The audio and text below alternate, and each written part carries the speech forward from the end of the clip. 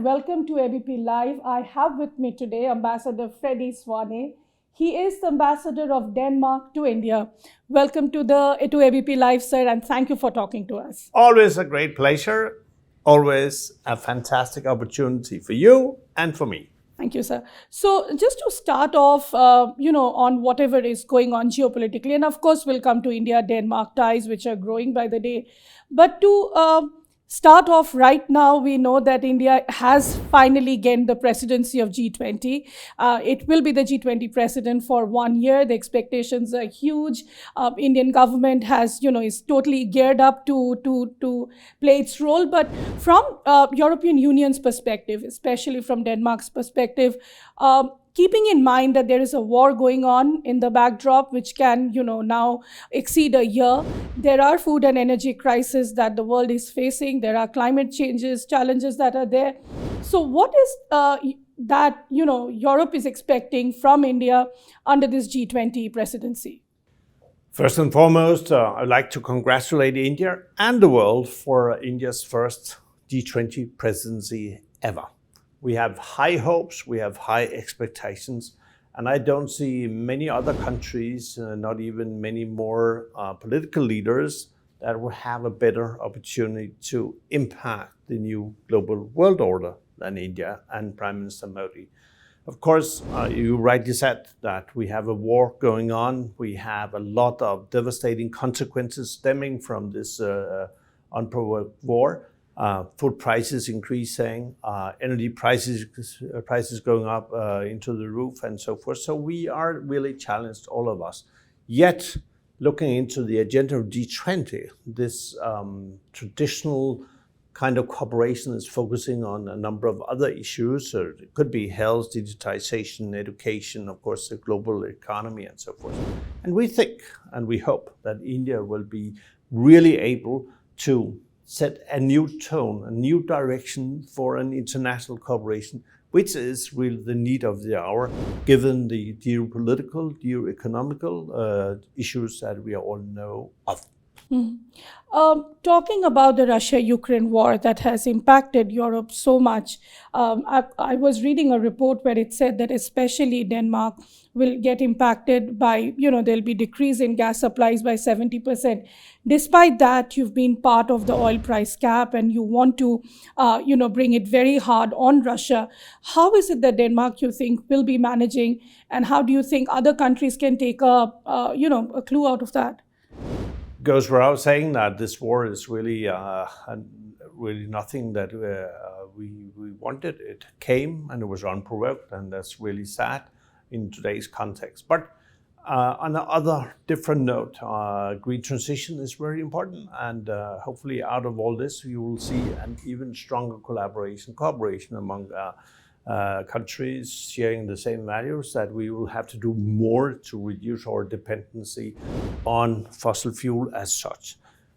Denmark is in a very good position in the sense that we have, over many, many decades, we have invested heavily in the green transition, in building up renewables, wind, to some extent solar, and also bio-based solutions. So we are really in a good position. But it goes without saying that Denmark, of course, being member of the European Union, we stand where we stand, and we are also with Ukraine, and we stand till the end of whatever comes out of this war with Ukraine. And therefore we are part of all these decisions that we should ideally bring the war to an end and make the cost of continuing the war to really as high as possible. But the answer is much more interesting in the sense that the whole world, given the energy crisis, the food crisis, and the inflationary crisis, we need to have an international cooperation where we are focusing on how can we reduce our dependencies on a number of resources that, of course, in geopolitical context can create a lot of issues. And therefore, the answer to all this and the way forward is a continued strengthened green transition. That counts for Denmark, that counts for Europe, that counts for the rest of the world, but also for India. And given the G20 presidency of India, I do hope, I do expect that India will set a new direction, keeping all this in mind. And your Honorable Prime Minister Narendra Modi has made it very clear at the COP26 in Glasgow last year that India is really committed on this trajectory. And what we have heard and seen from what are the priorities for the G20 presidency, it's the same. So India has a golden opportunity, I would say a good, great green opportunity to change things from what they are now to what they could and should be in the future. Well, that's interesting, Ambassador. Now, since you talked about this, how India can play its role as the G20 president, especially when it comes to the war. I remember when our Prime Minister was there in Denmark and your Prime Minister had asked about something like influencing Russia, because India and Russia are good friends and partners. Now, do you also believe, apart from making a strategic shift as far as energy is concerned, do you also think that this is probably a golden opportunity, as you rightly put it, for India to play the role, I would not say a mediator, but at least what your Prime Minister had said, influence in a very positive way, because we also saw Prime Minister Modi speaking in the SCO summit in Samarkand, where he told President Putin that this is not an era of war. What do you have to say to that? Yeah, but I can't add much to it. I mean, your honorable Prime Minister made it very clear we should not, we cannot live in an era of war. And that is really the only answer that we can wish for. And when our honorable Prime Minister, Mette Frederiksen, had her one-to-one with honorable Prime Minister of India, Narendra Modi, in Copenhagen, I mean, this message was conveyed. And I see India taking a global responsibility. Of course, it's not for me to tell India what to do, but I think we can have a lot of expectations, and I personally have a lot of expectations that India will play its cards, whatever cards India might have, in such a way that we will be looking into a better, greener, more sustainable future, which will create better livelihood for all of us.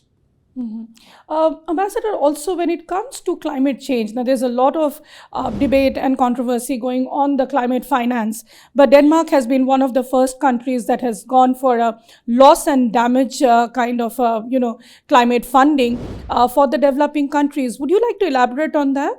No, but I mean, we could see the outcome of the COP27 in Egypt, and I think we all now have realized that there's an issue. It cannot just be up for discussion constantly. We need to take our mutual responsibility, and therefore I foresee that this discussion is more or less over now. The principle has been approved, and then we have to work on that.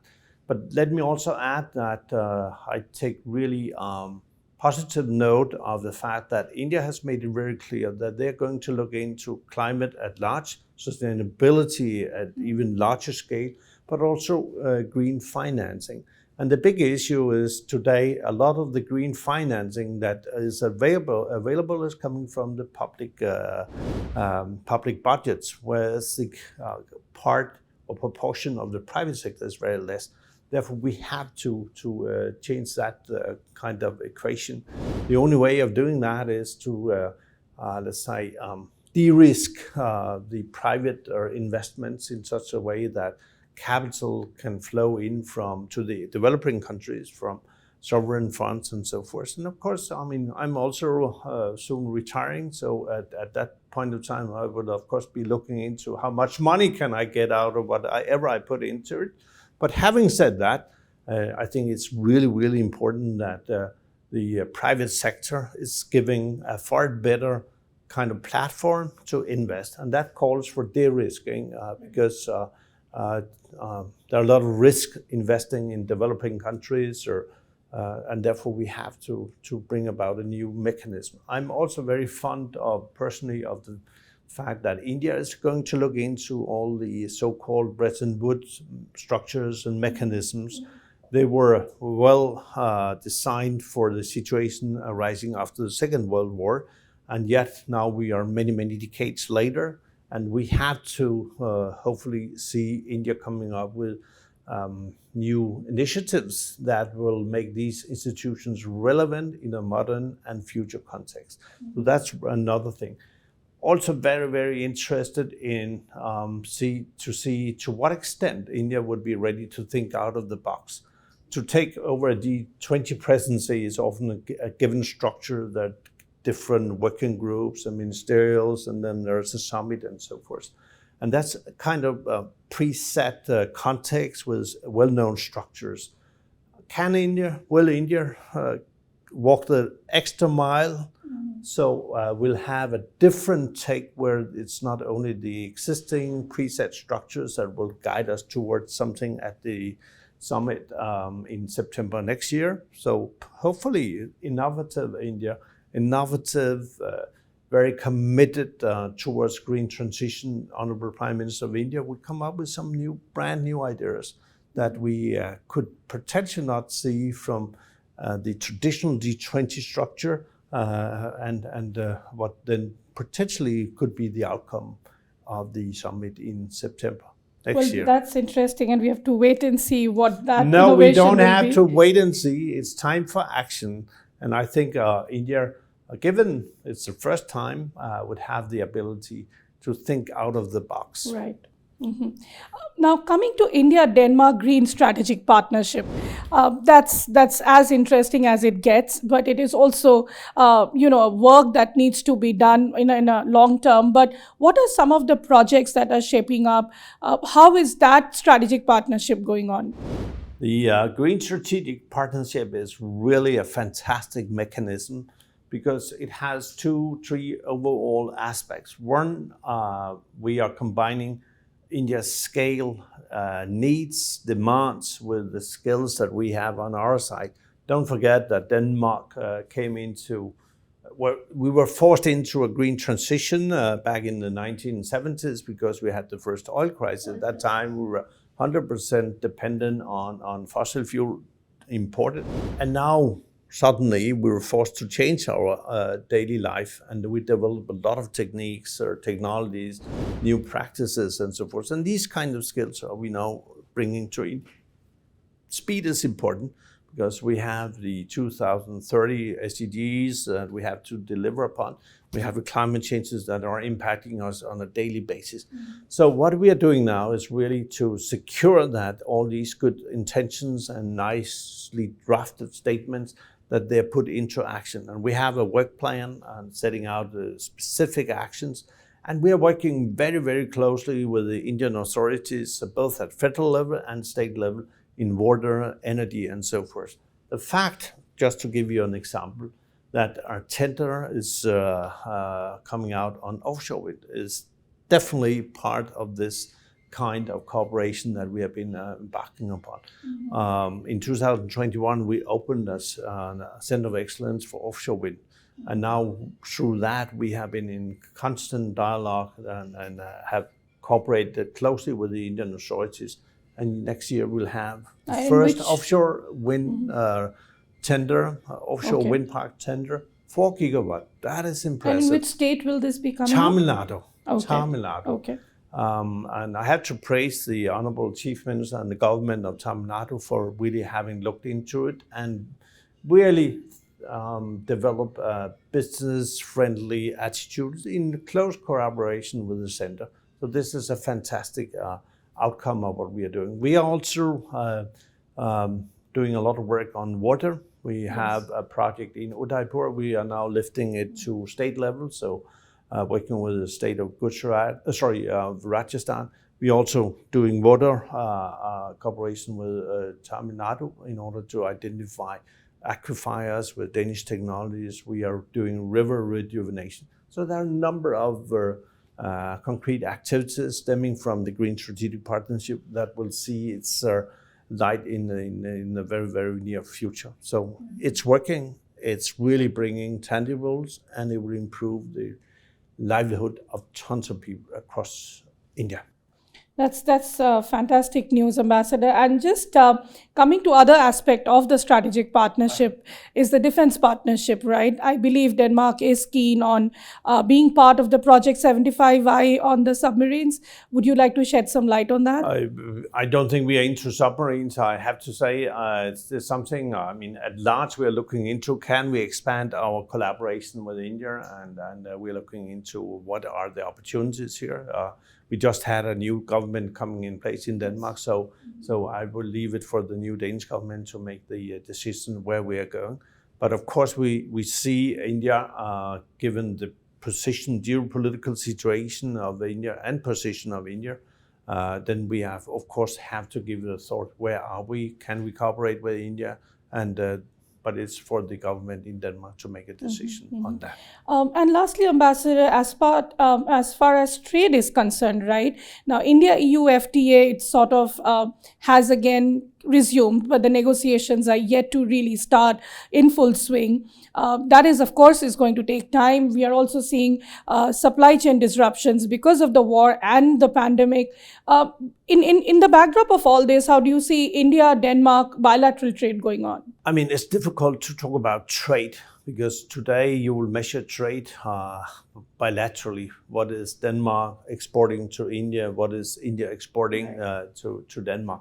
But reality is different because a lot of things could happen from Singapore to India and other ways around and so forth. So it's difficult to measure, but it goes without saying that the present level of trade is not sufficient and we have really to do more.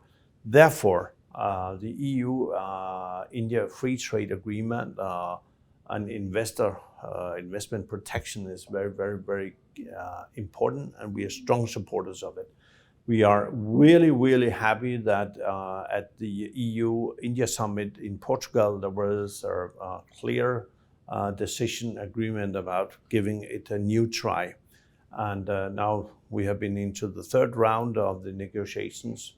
And I am a strong believer that free trade will yield positive results and tangibles to all of us. So we need to move on.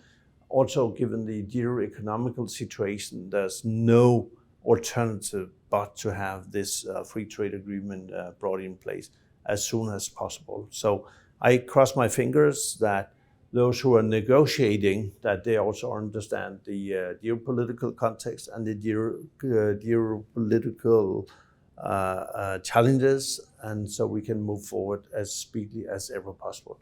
We need this kind of treaty. We need this kind of agreement because it will benefit you, it will benefit us, and this will be an important part of the DNA that we are trying to build up between India and the European Union. But from Denmark's perspective, you would want more access into India's agricultural market, right? In terms of your cheese, wine, agricultural produce. But free trade means that we trade in a more free way, whatever we are good at in Denmark or in Europe as such, and the other way around. I mean, next year is the year of millets in India, and who does not love Indian millets? Of course, we also love millets from India. And so it will be a fantastic thing if millets from India could be exported without too many hassles. So free trade will serve both groups, I mean the European Union and India. So therefore we are in favor of free trade. But free trade also means that what we are good at in Denmark should, of course, be easy accessible in India, and the other way around. And whether it's cheese or whatever it is we are good at, let's work together. There's no alternative to it, really. Well, thank you so much, Ambassador, for that conversation. I wish all of you a Merry Christmas and a green, prosperous New Year. So I'd like to thank all of you for listening and viewing. Come back to be continued. I know you'll cut it out. Thank you so much. So for ABP Live, this is Nayanima Basu signing off with camera person Muhammad Ali. Thank you.